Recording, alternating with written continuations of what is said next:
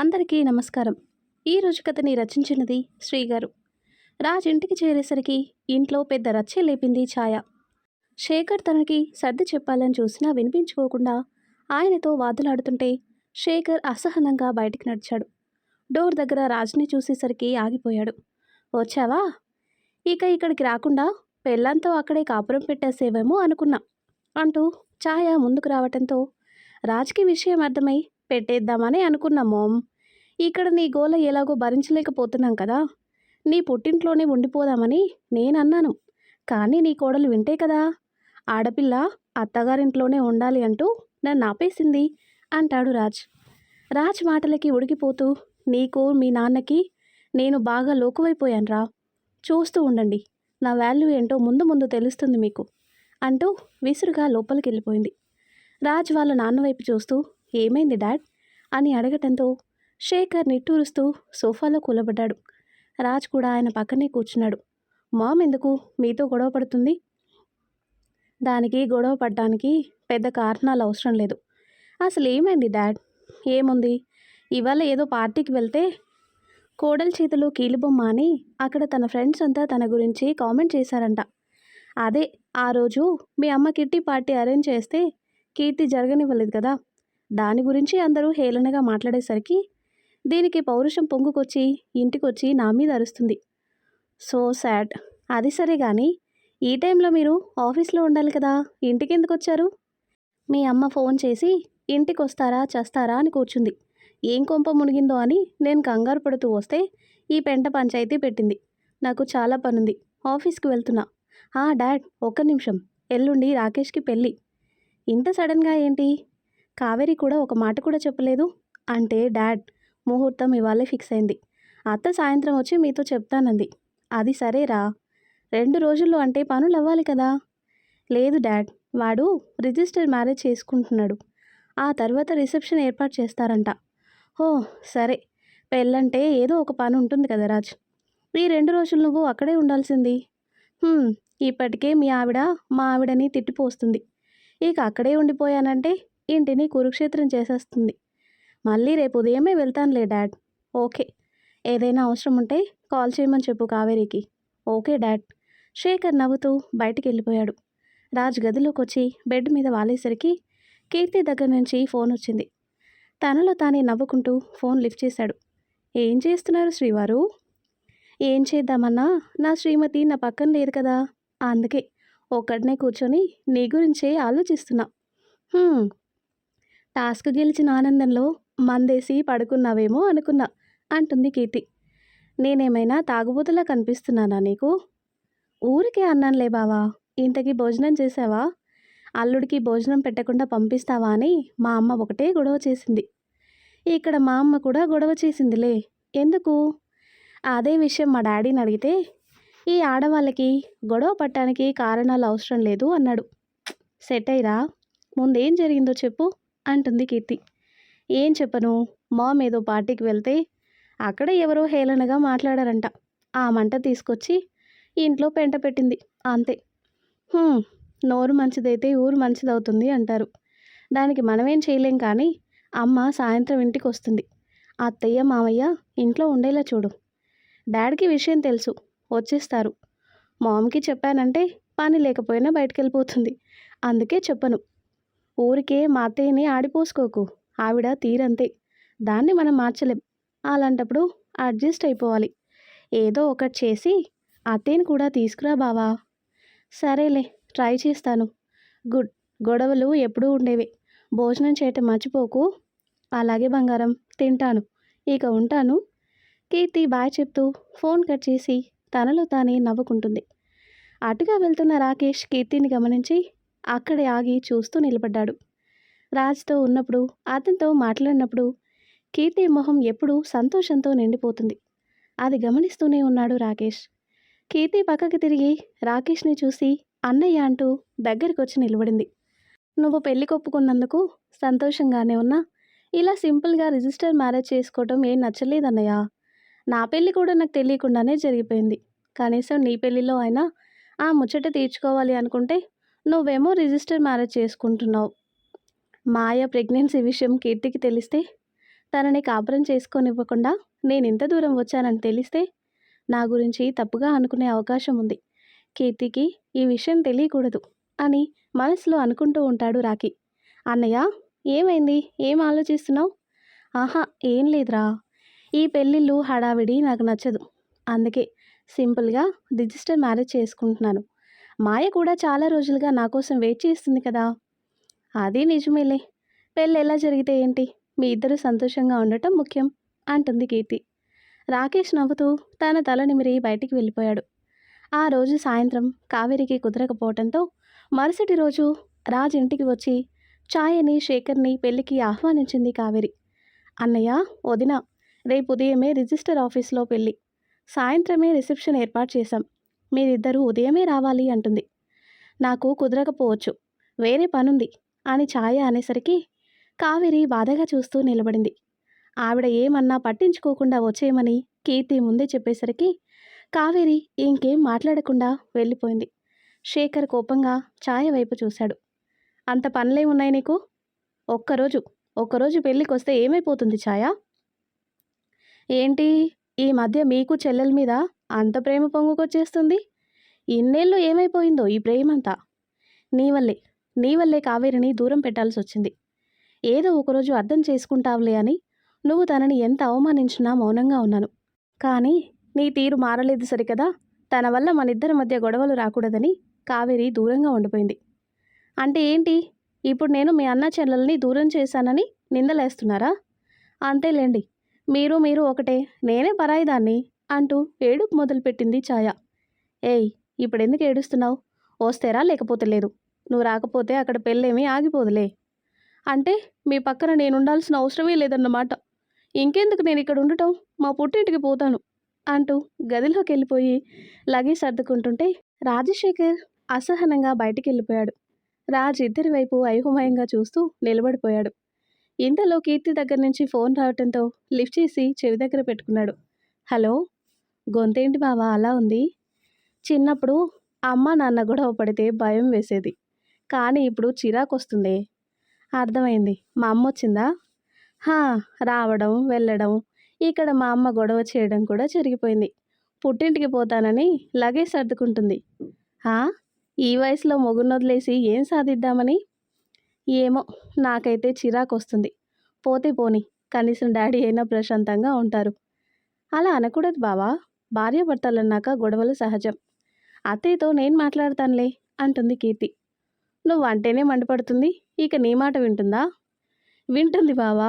మీ అమ్మని ఎక్కడ నొక్కాలో ఎక్కడ లాక్ చేయాలో నాకు బాగా తెలుసు కదా. చూస్తూ ఉండు, రేపు ఉదయమై మీతో పాటు నేను కూడా వస్తానని బయలుదేరుతుంది చూడు. అది చూద్దాం. ఖచ్చితంగా మా అమ్మ అయితే రాదు రాదు రాదు రాదు. ఆ తర్వాత కట్ చేస్తే, డాడ్, టైం అవుతుంది, రెడీ అయ్యారా అంటూ రాజ్ బయటికి వచ్చేసరికి ఛాయ రెడీ అయ్యి సోఫాలో కూర్చుంది. బయట పార్టీకి వెళ్తుందేమోలే అనుకుంటూ, డాడ్ త్వరగా రండి అని అరుస్తున్నాడు రాజ్. కాసేపటికి శేఖర్ బయటికి రావటంతో, ఎంతసేపు డాడ్, పదండి అంటూ బయటికి నడుస్తుంటే, ఏరా నన్ను పిలవ్వా అని ఛాయ అడిగేసరికి ఇద్దరు ఆశ్చర్యంగా తన వైపు చూశారు. ఉదయం అనగా రెడీ అయి కూర్చుంటే నన్ను పట్టించుకోకుండా వెళ్ళిపోతున్నారు. నేనంటే మరీ అంత లెక్క లేకుండా పోయిందా అంటుంది ఛాయ. అంటే మామ్, నిన్న రానన్నావు కదా. ఏదో అన్నాను, మళ్ళీ రమ్మని అడగరా? అయినా నేను లేకపోతే ఏం బాగుంటుంది చెప్పు. ఇంత సడన్గా ఇంత జ్ఞానోదయం ఎప్పుడైందో అంటూ శేఖర్ వెటకారంగా అడిగాడు. ఏంటిప్పుడు నన్ను రావద్దంటారా అంటుంది. అది కాదే డాడ్, వస్తానంటుంది కదా, ఇప్పుడు మీరేమైనా అంటే గొడవ చేస్తుంది అంటూ శేఖర్కి సర్ది చెప్పి ఇద్దరిని తీసుకుని బయలుదేరాడు రాజ్. రాజ్ డ్రైవ్ చేస్తూ కీర్తి మాటలు గుర్తుకు రావటంతో, అసాధ్యురాలువే నువ్వు, ఎలా అయితేనే మా అమ్మని పెళ్ళికొచ్చేలా చేశావు అనుకుంటూ తనలో తానే నవ్వుకుంటాడు. రాజ్తో పాటు శేఖర్, ఛాయ కూడా రిజిస్టర్ ఆఫీస్కి రావటం చూసి కావేరి సంతోషంగా వాళ్ళని ఆహ్వానించింది. రండన్నయ్య, వచ్చినందుకు సంతోషం వదినా.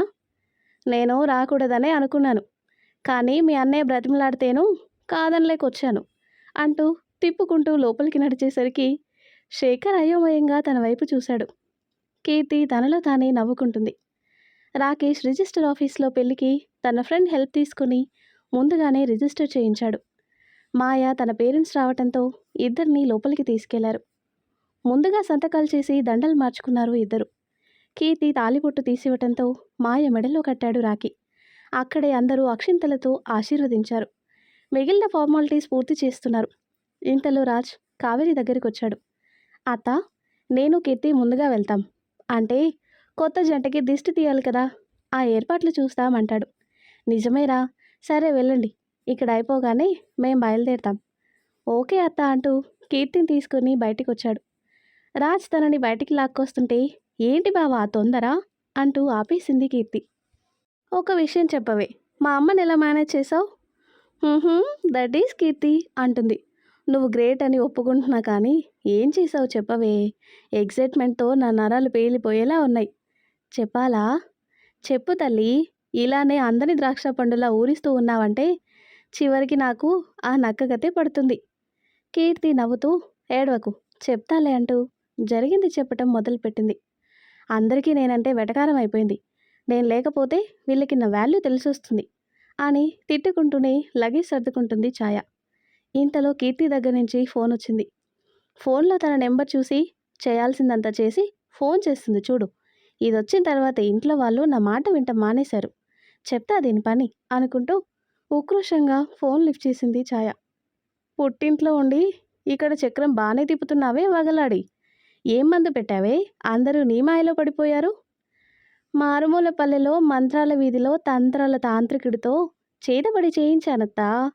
కానీ నా బ్యాడ్ లక్, ఈ చేతబడులు అవి దయ్యాల మీద పనిచేయవంట. అంటే నేను దయ్యాన్ని అంటున్నావా అంటుంది ఛాయ. నేననటం ఏంతత్తా, అందరి మీద పనిచేసిన తంత్రం నీ మీద పనిచేయలేదు అంటే అర్థం అదే కదా. రాక్షసి, నువ్వే పెద్ద దయ్యానివే. లేకపోతే మందో మాకో పెట్టి మాట వినేలా చేసుకోవటానికి వాళ్ళేమీ జంతువులు కాదు, మనుషులు. నిజంగా అలాంటి అవకాశమే ఉంటే ఆ చేతబడేదో నీకే చేయించేదాన్ని కదా అంటుంది కీర్తి. ఏయ్ నిన్ను అరిచింది చాలే కానీ మీరు మా అన్నయ్య పెళ్ళికి రావటం లేదు కదా అంటుంది. ఏం రాను అంటే చేతబడి చేయిస్తావా? రాను అంటే ఎందుకు చేయిస్తాను, మీరు వస్తేనే కదా కష్టం. అదేంటి? అదేంటో తర్వాత చెప్తాను. ముందు మీరు వస్తున్నారా లేదా చెప్పండి. రావట్లేదు అంటుంది ఛాయ. అమ్మయ్య, ఎక్కడొస్తాను అంటారో అని భయపడ్డాను. థ్యాంక్స్ అత్త, మీరు హ్యాపీగా ఏ కిట్టి పార్టీకో వెళ్ళి ఎంజాయ్ చేయండి. ఇక్కడ నేను మా మావయ్యని ప్రశాంతి గారికి దగ్గర చేసే పనిలో ఉంటాను అంటుంది. ఏంటి నువ్వు మాట్లాడేది? మీకు ఇంకా అర్థం కాలేదా? మా అమ్మ ప్రశాంతి ఆంటీ బెస్ట్ ఫ్రెండ్స్ కదా. మరి కొడుకు పెళ్ళికి ఫ్రెండ్ని పిలవకుండా ఉంటుందా ఏంటి? అర్థం చేసుకోరు. ఏయ్ ఏంటి నన్ను బెదిరిస్తున్నావా? అయ్యో లేదత్తా, ఇన్ఫర్మేషన్ ఇస్తున్నావు. తర్వాత నా వెనక గోతులు తీసి నా కాపురం నాశనం చేశారు అని నువ్వు మా మీద పడి ఏడిస్తే మాకు మంచిది కాదు. అందుకే ముందుగానే చెప్తున్నాను. ఎలాగో మీకు బుద్ధిగా కాపురం చేసుకునే ఉద్దేశం లేదు. అస్తమాను మా పుట్టింటికి పోతా మా నట్టింటికి పోతా అంటూ అని మా మావయ్యని బెదిరిస్తున్నారు కదా. మీకు అంత కష్టం ఎందుకు చెప్పండి. ఆ పోయేదేదో శాశ్వతంగా వెళ్ళిపోండి. నేనేదోలా మావయ్య నొప్పించి ప్రశాంత్ ఆంటీతో పెళ్లి చేసేస్తాను. సరే మీరు రారు కదా, నా ప్రయత్నాల్లో నేనుంటాలేండి. ఉంటానత్తయ్యా అంటూ సాగదీస్తూ ఫోన్ కట్ చేసింది కీర్తి. అంతే, అక్కడ ఛాయ గుండెల్లో గుణపం దిగినంత పనైంది. ఇది జరిగింది. కీర్తి చెప్పేది వింటూ నోరెళ్ళబెట్టాడు రాజ్. ఏంటి బావా అలా అయిపోయావు? ఓసిని, మా అమ్మని బెదిరించి ఇక్కడికి రప్పించావా? లేకపోతే బ్రతిమాలితే వచ్చే రకమా మీ అమ్మ? అందుకే నా స్టైల్లో జరికిచ్చాను. దెబ్బకి పరిగెత్తుకుంటూ వచ్చింది చూసావా? నువ్వు మామూలు దానివి కాదే అమ్మ, నా బంగారం అంటూ దగ్గరకు వస్తుంటే ఓయ్ ఆగు, మనం ఎక్కడున్నామో తెలుసా అని కీర్తి అనేసరికి చుట్టూ చూసి నవ్వుతూ కారు దగ్గరికి నడిచాడు. కీర్తి కూడా అతనితో పాటే బయలుదేరింది. ఇంటికి చేరి కొత్త జంటకి దిష్టి తీయటానికి ఏర్పాట్లు చేస్తుంటే పక్కనే కూర్చుని తననే చూస్తున్నాడు రాజ్. బంగారం, హా బంగారం, నిన్నేనే. అబ్బా ఏంటో చెప్పు బావా. అన్నయ్య వాళ్ళు వచ్చేస్తారని నేను టెన్షన్ పడుతుంటే తిన్నగా చెప్పకుండా సాగతీస్తావేంటి అంటుంది. అందరి గురించి బాగానే ఆలోచిస్తావు, నీ మొగుడు గురించి మాత్రం పట్టదే నీకు. ఇప్పుడు నీకేం తక్కువ చేశానని ఇలా దెప్పి పొడుస్తున్నావు? ఏమీ చేయలేదని అనట్లేదు అంటాడు. మరేంటి నీ బాధ? అది ముద్దిస్తావేమో అని. ఇంత హడావిడిలో నీకు రొమాన్స్ కావాల్సొచ్చిందా? రాక్షసి. సరేలే, మన ఫస్ట్ నైట్‌కి ఓకే చెప్పావు. అది జరుగుతుందా? లేదా అదైనా చెప్పు. ఎప్పుడూ అదే ధ్యాస. ఇక్కడ నా పని చెడగొట్టకుండా బయటికెళ్ళి ఆ రిసెప్షన్ ఏర్పాట్లేవో చూడొచ్చు కదా! అవి ఈవెంట్ మేనేజర్ చూసుకుంటున్నాడు. అయితే రేపు రాత్రికి వాళ్ళ ఫస్ట్ నైట్ జరిపించమన్నారు కదా! వెళ్ళి ఆ ఏర్పాట్లు చూడు.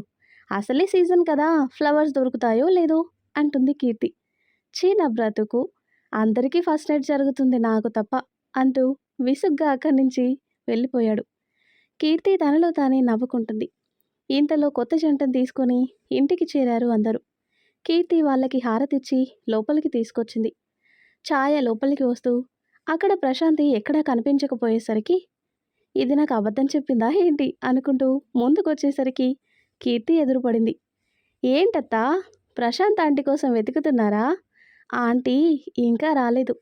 సాయంత్రం రిసెప్షన్ టైంకి వస్తారు. అయినా మీరు రానన్నారు కదా, ఎందుకొచ్చారు? మాట మీద నిలబడాలి కదా అంటుంది కీర్తి. నేనేం ఊరికే రాలేదు.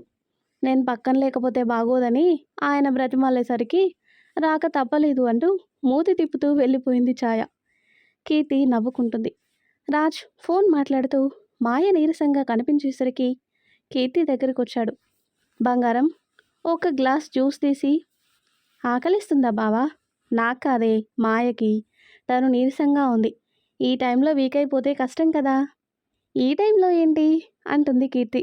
అది అదే రేపు ఫస్ట్ నైట్ కదా, తను వీక్ అయిపోతే ఫస్ట్ నైట్ క్యాన్సిల్ అయిపోతుంది. ఆ తర్వాత నీ అన్నయ్య కూడా నాలానే తడిగుడ్డు వేసుకొని పడుకోవాలి అంటాడు. మధ్యలో మన విషయం ఎందుకు లాగుతావు? మరి నువ్వు పులి స్టాప్ పెట్టనివ్వటం లేదు కదా, లాగుతూనే ఉండాలి అంటాడు. ఈ మధ్య నీకు ఫ్రస్ట్రేషన్ ఎక్కువ అవుతుంది. కాస్త మెడిటేషన్ చేయి బావా అంటూ జ్యూస్ తీసుకొని మాయ దగ్గరకు వచ్చి ఇచ్చింది. థ్యాంక్స్ కీర్తి, చాలా ఆకలేస్తుంది. అయ్యో, పెళ్లి హడావిడిలో నీ సంగతే మర్చిపోయినట్టున్నారు. జ్యూస్ తాగొదినా, కాసేపట్లో భోజనం తీసుకొస్తాను. సరే అంటూ జ్యూస్ తాగి గ్లాస్ తన చేతికిచ్చేసింది మాయ. అప్పటికి కొంతమంది బంధువులు రావటం మొదలుపెట్టారు. దాంతో ఇల్లంతా సందడిగా మారిపోయింది. రాజ్ అందరినీ పలకరిస్తూ వాళ్ళతో కలిసిపోతుంటే సంతోషంగా చూస్తూ ఉంది కీర్తి. డిసౌజాకి మాత్రం ఆ సంబరాలు చూస్తుంటే కడుపు రగిలిపోతుంది. కానీ అది బయటపడనీయకుండా నటిస్తున్నాడు. రాజ్ అటుగా వస్తూ డిసౌజాని చూసి దగ్గరికొచ్చాడు. అరే, ఇక్కడున్నావా మామా? అరే, మా గుంటనక్క మామ ఏమయ్యాడే అని తెగ వెతుక్కుంటున్నాను తెలుసా అంటాడు రాజ్. రాజ్, అదే, సంతోషంగా ఉన్న చోట మంట పెట్టడమే కదా నీ పని. అందుకే అలా అన్నాను. అంతా నీకు అనుకూలంగా జరుగుతుందని మురిసిపోకు రాజ్. బాల్ ఇంకా నా చేతిలోనే ఉంది అంటాడు డిసోజా. బాల్ అంటే మా బావే కదా, కంగారు పడకు మామా. తొందరలోనే ఆ బాల్ని నీ చేతిలోంచి తీసేసుకుంటాను. ఈసారి మాత్రం గోల్ నాదే అంటూ అక్కడి నుంచి వెళ్ళిపోయాడు రాజ్. డిసౌజా అసహనంగా చూస్తూ ఉండిపోయాడు. చాలా ఏళ్ల తర్వాత కావేరి సంతోషంగా కొడుకు పెళ్లి ఏర్పాట్లు చేస్తుంది.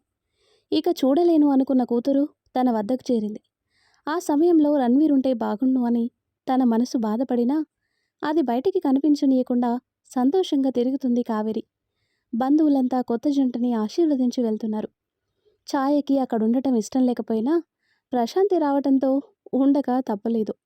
అందర్నీ చూస్తూ పక్కకి తిరిగిన ఆవిడకి కీర్తి నవ్వుతూ అందర్నీ పలకరించటం చూసి మూతి తిప్పుకుంది. వాళ్ళ బంధువులు చాలామంది తన దగ్గరకు వచ్చి మరీ పలకరిస్తున్నారు. నిన్న కాక మొన్నొచ్చింది. అయినా సరే, ఎప్పటినుంచో పరిచయం ఉన్న దానిలా అందరూ దాన్నే పలకరిస్తున్నారు. పలకరించారంటే ముందు మనం వాళ్ళ పలకరింపుకి ఆప్యాయత చూపించాలి అని పక్కనే ఉన్న రాజశేఖర్ అనేసరికి ఆయన వైపు తిరిగింది ఛాయ. ఏంటిది, నన్ను ఇలా అంటిపెట్టుకుని తిరుగుతున్నావు? మనమేమైనా కొత్తగా పెళ్ళైన జంట అనుకుంటున్నావా? 30 ఏళ్ళు అవుతుంది. చూసే వాళ్ళు ఏమనుకుంటారు అంటాడు శేఖర్. ఎవరేమనుకుంటే నాకేంటి? నేనేమి పారాయి మగాడిని పట్టుకోలేదుగా ఆ ప్రశాంత్లాగా అంటుంది ఛాయ. మధ్యలో ప్రశాంత్ని ఎందుకు తీసుకొస్తావు? నీ వల్లే పాపం తను నన్ను పలకరించడానికి కూడా భయపడి మాట్లాడకుండా వెళ్ళిపోయింది. ఆ మాత్రం భయం లేకపోతే నెత్తినెక్కి కూర్చుంటారు. డిస్టెన్స్ మెయింటైన్ చేయటం మీకే మంచిది. లేదంటే నలుగురిలో మన పరువు పోతుంది. ఛాయ, రోజు రోజుకి విచిత్రంగా తయారవుతున్నావు. ఇది నా మేనల్లుడి రిసెప్షనే. నేను ఇలా ఏ పని చేయకుండా నీ పక్కనే ఉంటే బాగోదు. పని చేయాల్సిన అవసరం మనకేంటి? కావాలంటే పని వాళ్ళని రప్పిద్దాం. శేఖర్ అసహనంగా పక్కకి తిరిగాడు. అప్పుడే కీర్తి ఆయన వైపు చూడటంతో, చూడమ్మా అంటూ తనకి సైగ చేయటంతో తనకి విషయం అర్థమై నేను చూసుకుంటాను అంటూ సైగ చేసి దగ్గరికొచ్చింది. ఏంటి మావయ్య ఇక్కడున్నారు? అక్కడ రఘురాం తాతయ్య వాళ్ళు మీ గురించి అడుగుతున్నారు, వెళ్ళండి. ఎక్కడా, ఇది వెళ్ళనిస్తే కదా అంటాడు. ఏమత్తయ్య, ఎప్పుడూ లేనిది మావయ్యని అంటి పెట్టుకుని తిరుగుతున్నావు, ఏంటి సంగతి? అవన్నీ నీకెందుకే, పోయి పని చూసుకో అంటుంది.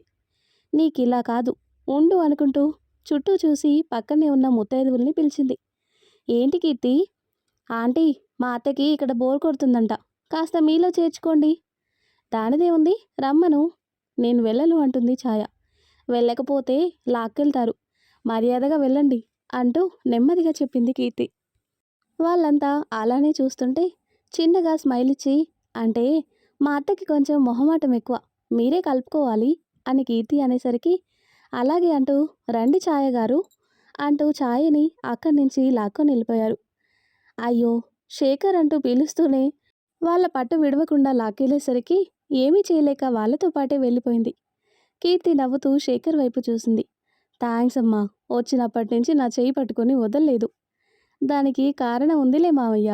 ఏంటా కారణం? ఆ తేనిక్కడికి రప్పించడానికి ప్రశాంతి ఆంటీని మీకు దగ్గర చేస్తానని అబద్ధం చెప్పాను. దాంతో బెదిరిపోయి వచ్చింది. అందుకే మీ చెయ్యి వదలటం లేదు. శేఖర్ కూడా నవ్వుకుంటూ దాని తిక్కకి నువ్వే కరెక్ట్ అంటూ పక్కకెళ్ళిపోయాడు.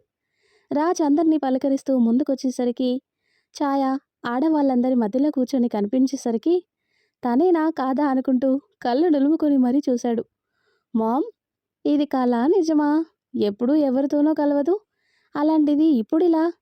ఏంటో ఈరోజు అన్ని షాకులే తగులుతున్నాయి అనుకుంటూ వెళ్ళిపోయాడు. ఛాయ వాళ్ళందరి మధ్యలో ఇరుక్కుపోయింది. మీ చీర చాలా బాగుందండి, ఎంతుంటుంది? మీ నగలు కూడా చాలా బాగున్నాయండి, ఎక్కడ తీసుకున్నారు?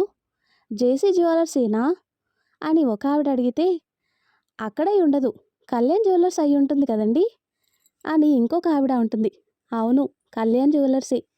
చీరకి తగ్గ నగలు పెట్టుకున్నారండి, మీకు మంచి టేస్ట్ ఉంది, నిజంగా చాలా బాగున్నాయి తెలుసా అని వాళ్ళు పొగిడేసరికి మురిసిపోతూ యాక్చువల్లీ అంటూ వాళ్ళతో మాటలు కలిపేసింది ఛాయ. కీర్తి దూరం నుంచే ఆవిడ్ని గమనిస్తూ తనలో తానే నవ్వుకుంటుంది. ఫంక్షన్ అంతా సంతోషంగా జరుగుతుంటే అంతే సంతోషంగా ఉన్నారు వాళ్ళంతా. బంధువులంతా భోజనం చేసి బయలుదేరటంతో కావేరి సంతోషంగా అందరికీ వీడ్కోలు పలికింది. అందరూ వెళ్ళిన తర్వాత కావేరి కీర్తి లోపలికి రాబోతుండగా ఛాయ ఆ ముత్తైదువులతో మాట్లాడుతూ వస్తూ కనిపించేసరికి ఆశ్చర్యపోయారు. పక్కనే శేఖర్, రాజ్ కూడా నోరెళ్ళబెట్టి చూస్తున్నారు తన వైపు. డాడీ, నేను చూస్తుంది నిజమేనా? నేనే కన్ఫ్యూజన్లో ఉన్నాను, నన్నడక్కు అని ఆయన అనేసరికి రాజ్ పళ్ళు నూరుతూ కీర్తి వైపు చూసి సైగ చేశాడు. నవ్వుకుంటుంది తను. సరే ఛాయగారు, తర్వాత ఎప్పుడైనా కలుద్దాం, మేం వెళ్ళొస్తాం. సరేనండి అంటూ నవ్వుతూ వాళ్ళని బయటికి పంపించింది. వాళ్ళు బయటికి వస్తూ కావేరి దగ్గర ఆగారు.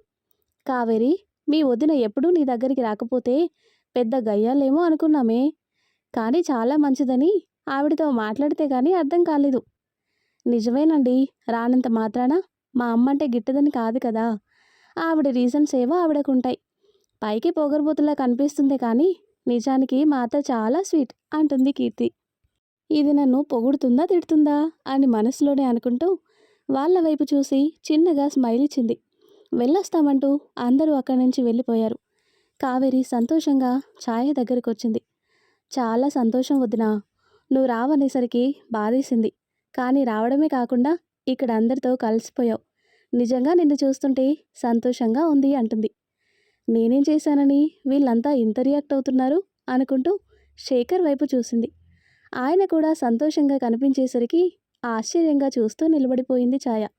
అమ్మా, నువ్వు కూడా భోజనం చేయలేదు కదా, పదండి అందరికీ కలిపి వడ్డిస్తాను అని కీర్తి అనేసరికి అందరూ అక్కడి నుంచి వెళ్తే రాజ్ కీర్తి చెయ్యి పట్టుకుని ఆపేశాడు. నిజం చెప్పవే, ఇదంతా నీ ప్లానే కదా? మీ అమ్మ కోసం ప్లాన్లు వేసుకుంటూ కూర్చుంటారు మరి, ఏదో సందర్భం వచ్చింది వాడేశాను అంతే అని కీర్తి అనటంతో రాజ్ నవ్వుతూ తన చెంప మీద ముద్దు పెట్టాడు. అప్పుడే రాకేష్ వాళ్ళకి ఎదురుపడటంతో కీర్తి కళ్ళతోనే రాజ్ని కసురుతూ వెళ్ళిపోయింది. రాకేష్ కోపంగా చూస్తుంటే, వీడొకడు, నా పెళ్ళాన్ని నేను ముద్దు పెట్టుకోవడం కూడా తప్పేనా అనుకుంటూ కీర్తి వెనకే వెళ్ళిపోయాడు. కీర్తి వాళ్ళందరికీ భోజనం వడ్డించి కూర్చుంది. అందరితో కలిసి అలా భోజనం చేయడం కూడా కొత్తగా అనిపించింది ఛాయకి. భోజనం చేసిన తర్వాత ఛాయ, రాజశేఖర్ బయలుదేరుతుంటే ఛాయకి తాంబూలం ఇచ్చింది కావేరి. అన్నయ్య, రాజ్, కీర్తి 2 రోజులు ఇక్కడే ఉంటారు. రేపు వాళ్ళ కార్యానికి ముహూర్తం ఉంది. సరే కావేరి, ఉండనివ్వు. రాజ్ దగ్గరుండి అన్నీ చూసుకుంటాడులే. మేం వెళ్ళొస్తామంటూ ఛాయని తీసుకుని వెళ్ళిపోయాడు. కావేరికి చాలా సంతోషంగా అనిపించింది. తానింట్లో అన్ని సంతోషాలు చూస్తానని ఎప్పుడూ ఊహించలేదు కావేరి. తాను పోగొట్టుకున్నవన్నీ ఒక్కొక్కటిగా తిరిగొస్తున్నాయి అనిపించింది. ఫంక్షన్లో బాగా అలసిపోవడంతో రాజ్, కీర్తి, రాకేష్, మాయ అందరూ నిద్రపోతున్నారు. కావేరికి మాత్రం నిద్ర పట్టక ఫోటో ఆల్బమ్ తీసి చూస్తూ కూర్చుంది.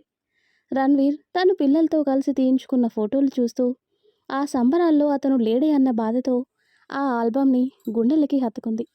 ఆ తర్వాత కట్ చేస్తే హాస్పిటల్లో గట్టిగా ఊపిరి ఎగబీలుస్తూ కళ్ళు తెరిచాడు రణ్వీర్. పక్కనే మ్యాగజైన్ చదువుతున్న నర్స్ ఉలిక్కిపడి బుక్ వదిలేసి రణ్వీర్ వైపు చూసింది. కళ్ళు అటు ఇటు తిప్పుతూ లేవటానికి ప్రయత్నిస్తున్నాడు. కానీ లేవలేక నిస్సహాయంగా చూస్తూ ఏదో చెప్పడానికి ప్రయత్నిస్తున్నాడు. సార్, ఏం చెప్తున్నారు? నాకు అర్థం కావటం లేదు. ఒక నిమిషం ఉండండి, నేను మాయ మేడంకి కాల్ చేసి చెప్తాను అంటూ బయటికి వచ్చి మాయ నెంబర్కి కాల్ చేసింది. కానీ పెళ్లి హడావిడిలో ఫోన్ ఛార్జ్ అయిపోయిన విషయం చూసుకోకుండా నిద్రపోయింది మాయ. ఆ నర్స్కి ఏం చేయాలో అర్థం కాలేదు. అంతలోనే ఏదైనా ఎమర్జెన్సీ అయితే కాల్ చేయమని వేరే నెంబర్ ఇచ్చిన విషయం గుర్తుకు రావడంతో డైరీలో ఆ నెంబర్ వెతికి కాల్ చేసింది. ఫోన్ రింగ్ అవటంతో నిద్రలో నుంచే ఫోన్ తీసుకుని లిఫ్ట్ చేశాడు రాజ్. హలో. అవతల ఎవరో ఏదో చెప్పేసరికి ఏమంటున్నావు అంటూ లేచి కూర్చున్నాడు రాజ్. పక్కన నిద్రపోతున్న కీర్తి అతని మాటలకి మేల్కొంది. వెంటనే వస్తున్నాను అంటూ ఫోన్ కట్ చేసి బెడ్ దిగాడు. బావా, ఏమైంది? ఈ టైంలో ఎక్కడికి వెళ్తున్నావు? కంగారు పడకు, నాకు కొంచెం పనుంది, బయటికి వెళ్తున్నాను. రావటానికి లేట్ అవ్వచ్చు, నిద్రపో అంటాడు. అరే, ఎక్కడికి అంటే అని కీర్తి అడుగుతూ వెంటే వచ్చింది. కానీ సమాధానం చెప్పకుండా బయటికి వెళ్ళిపోయాడు. ఏమైంది? ఈ టైంలో ఎక్కడికి వెళ్తున్నాడు అనుకుంటూ వెనక్కి తిరిగేసరికి రాకేష్ కనిపించాడు. ఏమైంది కీర్తి? ఈ టైంలో ఎక్కడికి వెళ్తున్నాడు? తెలీదన్నయ్య, ఏదో అర్జెంటు పనుందని వెళ్ళాడు. బాగుంది, ఎక్కడికి వెళ్తున్నాడో కూడా చెప్పకుండా వెళ్ళేంత అర్జెంటు పనులు ఏముంటాయి? ఏమో అన్నయ్య, ఏదో ముఖ్యమైన పని అయి ఉంటుందిలే. అవునవును, వాడి మాజీ ప్రేయసికి ఏమైనా అవసరం వచ్చి ఫోన్ చేసిందేమో, అందుకే పరిగెత్తుకుంటూ వెళ్ళాడు. అన్నయ్య, ఇదిగో ఈ నీ పిచ్చి నమ్మకాన్ని అడ్డు పెట్టుకొని వాడు నీ జీవితంతో ఆడుకుంటున్నాడు. ప్లీజ్ అన్నయ్య, లేకపోతే ఈ టైంలో నీకు కూడా చెప్పకుండా వెళ్ళాడంటే ఏమనుకోవాలి? చూడు కీర్తి, ఆడదాని స్పర్శకి అలవాటైన వాడు ఎక్కువ రోజులు ఆగలేడు. ఖచ్చితంగా వాడు తానే మాజీ గర్ల్ఫ్రెండ్ ఎవరినో కలవటానికే వెళ్తున్నాడు. అలా ఏం కాదన్నయ్యా, రానివ్వు, ఎక్కడికి వెళ్ళాడో అడుగుతాను. అడిగితే నిజం చెప్పేస్తాడా? వాడెలాంటి వాడో ఇప్పుడే నీకు నిరూపిస్తాను. పద అంటూ తన చెయ్యి పట్టుకొని బయటికి తీసుకొచ్చి కారులో కూర్చోబెట్టాడు. కీర్తి అయోమయంగా చూస్తుంది. కార్ స్టార్ట్ చేసి రాజ్ వెనకే బయలుదేరారు ఇద్దరు. కీర్తి వద్దంటున్నా వినకుండా రాజ్ని ఫాలో చేస్తూ బయలుదేరాడు రాకేష్. కొద్ది దూరం వచ్చిన తర్వాత రాజ్ కార్ వెళ్తూ కనిపించేసరికి రాజ్కి అనుమానం రాకుండా వెనకే ఫాలో చేస్తున్నాడు. అన్నయ్య, ఏంటిది? వాడు చూస్తే బాగోదు, వెళ్ళిపోదాం అంటుంది కీర్తి. నువ్వేం మాట్లాడకు. ఈ టైంలో ఈయనగారు వెలగబెట్టే పనులేంటో నీకు చూపిస్తే గాని నీ కళ్ళు తెరుచుకోవు అంటాడు రాకి. నీకు ఇంకా వాడి మీద నమ్మకం కలగలేదా అన్నయ్య? రాజు ఆడవాళ్ళకి అట్రాక్ట్ అయి ఉండొచ్చు, కానీ అదంతా నన్ను కలవక ముందు మాత్రమే. నా కోసం వాడు పడే ఆరాటం నీకు అర్థం కదా అంటుంది కీర్తి. అర్థం చేసుకోవాల్సింది నువ్వు కీర్తి. వాడు మారినట్టు నిన్నొక భ్రమలో ఉంచి వాడి పనులు వాడు చేసుకుంటున్నాడు. ప్లీజ్ అన్నయ్య అంటుంది. సరే అయితే ఒక ప్రశ్నకి సమాధానం చెప్పు. ఈ టైంలో నీకు చెప్పకుండా ఎక్కడికి వెళ్తున్నాడు? చెప్పకుండా వెళ్తే తప్పు చేస్తున్నట్టు కాదు కదా. ఏదో ఒక రీజన్ ఉంటుందన్నయ్య, బాగా వచ్చాక అడుగుతా అంటున్నాను కదా. ఎందుకు కీర్తి భయపడుతున్నావు? వాడు తప్పు చేసి దొరికిపోతే నా ముందు తలదించుకోవాలని భయపడుతున్నావా? నీకు అలాంటి అవసరమే లేదు. నేను నీ అన్నయ్యని. నీ జీవితం కోసం నేనేమైనా చేస్తాను. సరే, నేనెంత చెప్పినా నువ్వు నమ్మవని అర్థమైంది. చూస్తే అయినా నమ్మకం కుదురుతుందేమో, చూద్దాం పదా అంటుంది. కాసేపటికి రాజ్ కార్ హాస్పిటల్ ముందు ఆగటంతో రాకేష్ అయోమయంగా చూస్తూ కార్ దిగాడు. వీడేంటి ఈ హాస్పిటల్లో వీడికేం పని అనుకుంటూ ముందుకు నడిచేసరికి కీర్తి కూడా రాకేష్ వెనకే వచ్చింది. రాజ్ను వెతుకుతూ వెళ్ళిన వాళ్ళకి అతను ఒక నర్సుతో మాట్లాడుతూ కనిపించాడు. కీర్తి అక్కడికి వచ్చే సమయానికి రాజ్ కర్మకాలి ఆ నర్స్ కంగారుగా వెళుతూ కింద పడబోతుంటే పట్టుకున్నాడు రాజ్. అది చూసిన కీర్తి షాక్ అయింది. జాగ్రత్త అండి, మీరు జనాలకి సేవలు చేయాల్సిన వాళ్ళు, మీరే పేషెంట్స్ అయితే అలా అంటాడు రాజ్. థ్యాంక్స్ అండి, కింద పడుంటే నడుం విరిగేది అంటుంది ఆ నర్సు. అసలు మీకు నడుమెక్కడుందండి విరగటానికి, మొత్తం ఎముకలే ఉన్నట్టున్నాయి అంటాడు రాజ్. మీరు భలే తమాషాగా మాట్లాడతారే కదా, నిజంగా మీ స్ట్రక్చర్ బాగుంది, అమ్మాయిలందరూ మీలా మెయింటైన్ చేస్తే బెటర్ అంటాడు రాజ్. ఆ మాటలకి ఆ పిల్ల తెగ సిగ్గుపడిపోతూ మెలకలు తిరుగుతుంటే ఇక్కడ కీర్తి పళ్ళు కొరుకుతూ నిలబడింది. అబ్బో, మీరు సిగ్గుపడితే ఇంకా బాగున్నారు తెలుసా అని రాజ్ అనేసరికి పోండి అంటూ సిగ్గుపడుతూ పక్కనే ఉన్న గదిలోకి వెళ్ళింది ఆ నర్సు. రాకేష్ అయోమయంగా చూస్తూ నిలబడ్డాడు. రణ్వీర్ని చూసుకోవటానికి మాయ అపాయింట్ చేసిన నర్సు తనతో రాజు ఎందుకున్నాడో అర్థం కాక అయోమయంలో పడ్డాడు. ఇంతలో కీర్తి కోపంగా రాజు దగ్గరికి వెళ్ళబోతుంటే చెయ్యి పట్టుకుని ఆపేశాడు రాకేష్. వదులన్నయ్య. కీర్తి, నువ్వు చెప్పింది నిజమే, ఇది హాస్పిటల్ కదా, ఏదో పని మీదే వచ్చుంటాడు అంటాడు రాకి. ఆ విషయం నాకు తెలుసు, వాడి మీద నాకు ఆ డౌట్ లేదు, కానీ నా ఎదురుగానే దాన్ని పొగుడుతున్నాడు చూడు, అది నచ్చలేదు. ఇప్పుడే చెప్తా వాడి పని అంటూ చేయి విదిలించుకొని రాజు వైపు నడిచింది. రణ్వీర్ గురించి ఎక్కడ నిజం తెలిసిపోతుందో అన్న కంగారుతో రాకేష్ కూడా వెనకే వచ్చాడు. కీర్తి రాజ్ ఎదురుగా నిలబడేసరికి రాజ్ చాలా క్యాజువల్గా హాయ్ బంగారం అంటూ పలకరించాడు. అర్ధరాత్రి నర్సుతో నీ సరసాలేంట్రా? అరే, ఏదో చిన్న కాంప్లిమెంట్ ఇచ్చాను, అది కూడా తప్పేనా? అసలు ఇక్కడికి ఎందుకు వచ్చావు అంటుంది కీర్తి. ఏం బావా, చెప్పేయమంటావా అని రాకేష్ని అడిగేసరికి అయోమయంగా చూసింది కీర్తి. రాకేష్ మాత్రం చెప్పొద్దని టెన్షన్ పడుతూ తలూపాడు. అదిగో మీ అన్నయ్య చెప్పొద్దంటున్నాడు మరి. అన్నయ్య, వాడు ఇక్కడికి ఎందుకు వచ్చాడో నీకు తెలుసా? తెలుసమ్మా, అంటే మొన్న తన ఫ్రెండ్ ఎవరికో యాక్సిడెంట్ అయిందన్నాడు, అతని కోసం వచ్చుంటాడు. మరి అన్నీ తెలిసి నన్నెందుకు తీసుకొచ్చావు? బుద్ధి లేక అని మనసులోనే అనుకుంటూ కీర్తిని పక్కకి లాగి రాజ్ పక్కకి వెళ్ళాడు. రేయ్, ఇక్కడికి ఎందుకు వచ్చావు? ఏం, ఏ అమ్మాయి ఇంటికైనా వెళ్తున్నారని ఫాలో అయ్యావా ఏంటి? అలాగే అనుకున్నాను, అసలు నీకు ఇక్కడ ఏం పని? మా మామతో పనుండి వచ్చానులే అని రాజ్ అనేసరికి షాక్తో చూశాడు రాకేష్. వాళ్ళ మాటలు వినిపించక కీర్తి అయోమయంగా చూస్తుంది. మామయ్య ఎక్కడున్న విషయం నాకు ముందే తెలుసు బావా, ఆయనకి స్పృహ వచ్చిందని నర్స్ ఫోన్ చేస్తే వచ్చాను. అవునా? అవును, కానీ మళ్ళీ స్పృహ కోల్పోయారంట, రేపు డాక్టర్ చెక్ చేసి చెప్తానన్నారు. రాకేష్ అతన్ని చూస్తూ ఉండేసరికి చూసింది చాలు, కీర్తికి డౌట్ వస్తుంది అన్నాడు. దాంతో రాకేష్ కీర్తి వైపు చూశాడు. ఏమైంది, అసలు మీరిద్దరు ఏం మాట్లాడుకుంటున్నారు? అది రేయ్, ఏదోలా మేనేజ్ చేయరా అంటాడు రాకి. ఆహా, మా ఇద్దరి మధ్య మంట పెట్టాలని చూసావుగా, నేనెందుకు మేనేజ్ చేయాలి అంటాడు రాజ్. తనకి నిజం తెలిస్తే బాధపడుతుంది రాజ్, ప్లీజ్ ఏదో ఒకటి చెప్పి కీర్తిని తీసుకెళ్దాం. చెప్పేదేదో నువ్వే చెప్పు, నాకేం తోచటం లేదు, నువ్వైతే నీ మాటల గారడితో మాయ చేస్తావు అంటాడు రాకి. అన్నయ్య, ఏమైంది మీ ఇద్దరికి? ఒక నిమిషం కీర్తి, రేయ్ ప్లీజ్ రా. సరే, బ్రతిమలాడుతున్నావుగా, నాకు దండం పెట్టి సారీ చెప్పు, కీర్తిని తీసుకెళ్తాను. టైం చూసి ఆడుకుంటున్నావు కదా అంటాడు రాకి. నీ ఆటతో పోలిస్తే నా ఆట ఎంత బావా, మొదటమే నన్ను చంపాలని ట్రై చేశావు, ఆ తర్వాత కీర్తిని దూరం చేయాలని ట్రై చేశావు, ఆ తర్వాత రేయ్, ఇప్పుడు నా తప్పులన్నీ లెక్కలేస్తూ కూర్చునే టైం లేదు, ఆ నర్సు వచ్చిందంటే మేనేజ్ చేయలేక చావాలి కదా, అయితే సారీ చెప్పు అంటాడు రాజ్. నిన్ను అని గింజుకుంటూనే ఎదురుగా కీర్తికి అనుమానంగా చూడటం గమనించి వేరే దారి లేక దండం పెట్టి సారీ అని చెప్పాడు రాకి. ఎవరికి చెప్పావు సారీ? సారీ అంటే సరిపోతుందా? ఎవరికి చెప్పావో క్లారిటీ ఉండాలి కదా బావా. సారీ బామ్మర్ది అని చెప్పు, వినటానికి వినసొంపుగా ఉంటుంది. రాకేష్ పళ్ళు కొరుకుతూ సారీ బామ్మర్ది, నన్ను క్షమించు అని చెప్పేసరికి రాజు నవ్వుకుంటూ కీర్తి వైపు తిరిగాడు. అప్పటి నుంచి వాళ్ళు మాట్లాడుకునేది వినిపించక వాళ్ళ సైగలు అర్థం కాక అయోమయంగా చూస్తూ నిలబడింది కీర్తి. ఏం లేదు బంగారం, నేను మీ అన్నయ్య నీకోసం ఒక సర్ప్రైజ్ ప్లాన్ చేశాం. దానికోసమే నిన్ను మాటల్లో పెట్టి ఇంత దూరం తీసుకొచ్చాడు. సర్ప్రైజా?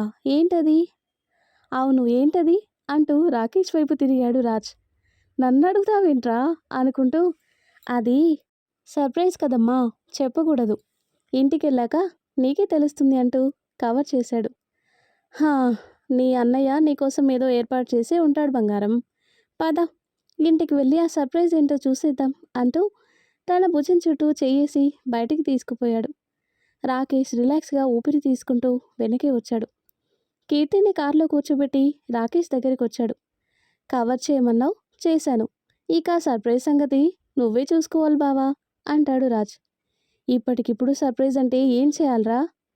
అది నాకు తెలీదు, పద, కీర్తి వెయిట్ చేస్తుంది అంటూ కారులో కూర్చున్నాడు రాజ్. బావా, నీ కారు ఇక్కడే వదిలేస్తావా అని కీర్తి అడిగేసరికి, ఉదయం డ్రైవర్ని పంపిస్తాలే బావా, రా, టైం అవుతుంది అని రాజ్ పిలిచేసరికి రాకేష్ కూడా కారెక్కాడు. ఇప్పుడు కీర్తికి ఇప్పుడు కీర్తికి ఏ సర్ప్రైజ్ ఇవ్వాలి అని రాకేష్ టెన్షన్ పడుతూ కూర్చునేసరికి నవ్వుకుంటాడు రాజ్. కీర్తి వెనకే కూర్చొనుంది. తనని గమనిస్తూనే మెల్లిగా రాకేష్ వైపుకి జరిగాడు. ఏంటి బావా, ఏం సర్ప్రైజ్ ఇవ్వాలని బుర్ర బద్దలు కొట్టుకుంటున్నావు? మరి సడన్గా సర్ప్రైజ్ అంటే ఏం చేయాలరా? పోనీ సరదాగా మా హనీమూన్ ఏర్పాట్లు చేసేయకూడదు అని రాజ్ అనేసరికి గుర్రుగా చూశాడు రాకేష్. సరేలే, ఒక పని చేస్తే ఎలా ఉంటుంది? ఏంటది అంటాడు రాకీ. మాయ ప్రెగ్నెన్సీ విషయం చెబితే? రేయ్ నిన్ను అంటూ స్టీరింగ్ వదిలేసి రాజ్ మెడ పట్టుకున్నాడు. కార్ బ్యాలెన్స్ తప్పేసరికి కీర్తి కంగారుగా అన్నయ్య అని పిలవటంతో స్టీరింగ్ పట్టుకుంటూ కార్ బ్యాలెన్స్ చేశాడు. జాగ్రత్త బావా, సర్ప్రైజ్ అని అందరినీ స్వర్గానికి పంపించేలా ఉన్నావు. అసలే నాకు ఇంకా ఫస్ట్ నైట్ కూడా కాలేదు అంటాడు రాజ్. చావులో కూడా నీ ఫస్ట్ నైట్ గోల్ ఏంట్రా? మరి కోరికలు తీరకుండా చేస్తే దయ్యాలు అవుతారంట కదా. నాకలా దయ్యంలా మారటం ఇష్టం లేదు అంటాడు. ఏమైంది మీ ఇద్దరికి? అప్పటి నుంచి చూస్తున్నాను, నాకు వినిపించకుండా చెవులు కొరుక్కుంటున్నారు. నా దగ్గర ఏమైనా దాస్తున్నారా అని కీర్తి అడిగేసరికి ఇద్దరు తల తిప్పి తన వైపు చూశారు. చెప్పండి, ఏం దాస్తున్నారు నా దగ్గర? బంగారం, ఇప్పుడు దాయడం అంటే చాలా రకాలున్నాయి. ఇంట్లో దాచిందా, హాస్పిటల్లో దాచిందా? క్లారిటీగా అడగాలి కదా బంగారం. రే అంటూ తల కొట్టుకున్నాడు రాకీ. ఇంట్లో ఏముంది, హాస్పిటల్లో ఏముంది, అసలు ఏం దాచారో చెప్పండి అంటుంది కీర్తి. అక్కడ ఇక్కడ దాచింది ప్రాణాలే కదా అంటాడు. రేయ్ చూప్ అని రాజ్ని కసిరి కీర్తి వైపు చూశాడు రాకీ. అదేం లేదమ్మా, సర్ప్రైజ్ గురించి అడుగుతున్నాడు. నేనేం చెప్పడం లేదని పిచ్చి పిచ్చిగా వాగుతున్నాడు అంతే అంటాడు రాకీ. హో, ఆయన నాకెందుకన్నయ్య ఈ సర్ప్రైజ్లు? కొత్తగా పెళ్ళైంది, వదిన కోసం ఏదైనా ప్లాన్ చేయొచ్చుగా. మీ వదినకి ఆల్రెడీ బిగ్ సర్ప్రైజే ఇచ్చాడు, అది దాచుకోలేకే పెళ్లి చేసుకున్నారులే అంటాడు రాజ్. ష్, విన్న పరువు తీసేసేలా ఉన్నాడు అనుకుంటూ రాజు వైపు చూసేసరికి కళ్ళు ఎగరేశాడు రాజ్. నీకు దండం పెడతారా? ఒక పక్క తనకి సర్ప్రైజ్ ఏమి ఇవ్వాలో అర్థం కాక చేస్తుంటే నువ్వు మాత్రం నా సీక్రెట్స్ అన్నీ బయట పెట్టాలని చూస్తున్నావు. నిజంగా బయట పెట్టేవాడినే అయితే ఆ రోజు మాయం తీసుకొచ్చినప్పుడే రచ్చ చేసి అందరికీ నిజం చెప్పేసేవాడిని కదా అంటాడు రాజ్. అప్పుడు చెప్పకుండా ఇప్పుడు చెప్పేయాలని చూస్తున్నావా? చిల్ బావా, ఇవన్నీ సరదాకి చేస్తున్నా. బావా బామ్మర్దుల మధ్య ఆ మాత్రం సరసం లేకపోతే ఎలా అంటాడు. సరసాలు అట్టానికి నేనేమైనా నీ లవర్నేంట్రా? సరసాలంట సరసాలు. నీ చెల్లెలతో ఎలాగో ఆడనివ్వటం లేదు కదా, అందుకే నీతో ఆడుకుంటున్నా అంటాడు. ఏహే, ముందు ఏం సర్ప్రైజ్ ఇవ్వాలో చెప్పి చావు. అది ఇది ఎందుకు బావా, నన్ను ఇచ్చేయి, నీ చెల్లెలు హ్యాపీగా ఫీల్ అవుతుంది అంటాడు రాజ్. అర్థమైంది, నన్ను అడ్డం పెట్టుకొని నీ పబ్బం గడుపుకోవాలని చూస్తున్నావు కదా అంటాడు రాకీ. అదే మరి వెటకారం అంటే. మా పెళ్ళయి 3 నెలలు అవుతుంది, నీ పెళ్ళయి ఇంకా ఒక్కరోజు కూడా కాలేదు. నెల తప్పాల్సిన నా పెళ్ళామేమో ఒట్టిగా తిరుగుతుంటే హనీమూన్కి వెళ్ళాల్సిన మీరు మాత్రం ఆ అవసరం లేకుండానే తల్లిదండ్రులైపోయారు. మరి నాకుండదా చెప్పు తండ్రిని కావాలనే ఆశ? అర్థం చేసుకో బావా, రాత్రుళ్ళు ముడుచుకొని పడుకోవాల్సి వస్తుంది అంటాడు. రాకేష్ కార్ ఆపాడు. అప్పుడే ఇల్లొచ్చేసిందా అంటూ కార్ దిగాడు రాజ్. కీర్తి కూడా కార్ దిగింది. కీర్తి లోపలికి వెళ్తుంటే రాజ్ కూడా తన వెంటే నడిచాడు. వెనకున్న రాకేష్ అతని కాలర్ పట్టుకుని వెనక్కి లాగేసరికి కీర్తి కూడా వెనక్కి తిరిగి చూసింది. నువ్వు వెళ్ళి కీర్తి, ఇప్పుడే వస్తాం అంటాడు. సరే అంటూ కీర్తి లోపలికి వెళ్ళటంతో ఏం చేద్దాంరా అని అడిగాడు రాకేష్. మరి ఆ తర్వాత ఏం జరిగిందో, ఇంతకీ రాకేష్ ఏం సర్ప్రైజ్ ఇస్తాడో కీర్తికి నెక్స్ట్ వీడియోలో తెలుసుకుందాం. ఎంతో ఇంట్రెస్టింగ్గా ఉండే ఈ స్టోరీ నెక్స్ట్ పార్ట్స్ కోసం ఈ వీడియో లైక్ చేసి మన ఛానల్ని తప్పకుండా సబ్స్క్రైబ్ చేయండి. Thanks for watching.